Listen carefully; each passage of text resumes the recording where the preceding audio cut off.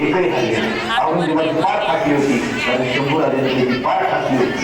औरंगजेबाला शंभूराजांना युद्धामध्ये हरवता येत नव्हतं म्हणून त्यांनी पाठीमागून थंड पितुरीने शंभूराजांना पकडले आणि सुरू झाला अमानुष छळ.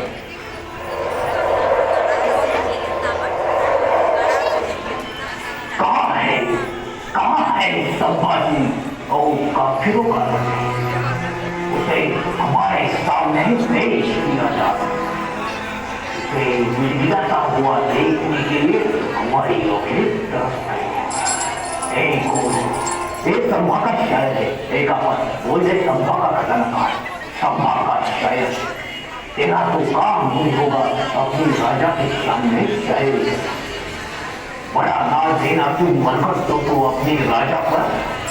तुमच्या या संभाजी आम्ही मरतोकड्या उंचावरून झेल काढली. अब तेरे राजा का संभा का हाल देखकर बता तुझे कैसा लग रहा. बोला बोला कविराज बोला. कल्पतराहू कडे तोच बंदोबस्तात जगणाऱ्या या जुजवी आनंदगिराला सांगा तुमच्या कावड्यातून आम्हाला इथे पाहून काय वाटतंय ते.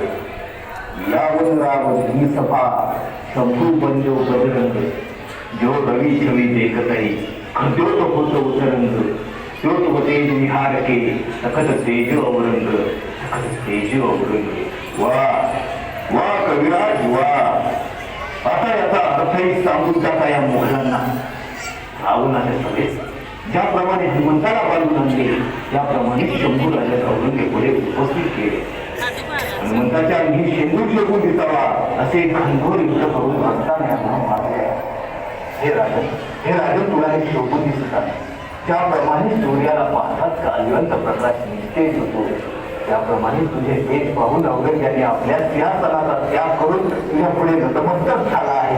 नाटक शायर तुझे अपनी जिंदगी प्यार किया नहीं. अब्बा बादशाह को ताजीम दो, अलंगीर को सलाम करो. ताजीम देना नहीं पागल. बादशाह को सलाम कर, सलाम संभाल कर बात कर बादशाह के मुद्दे. माझा असा उमान करू तुमच्या सारख्या लाडक्याच्या तापात सापडलो असलो तरी मी शिवाजी नावाच्या शिवाचा छावा आहे. मरण आलं तरी बेहतर पण तुमच्या सारख्या लांड्यांना मी कदापि शरण जाणार नाही. या अल्लाह ऐ परवरदिगार आम्ही तुझ्या नजरेत काही चालत असतात. हे ताकद हे तेज मुघल सल्तनते में हीरा जाए तो इंशाअल्लाह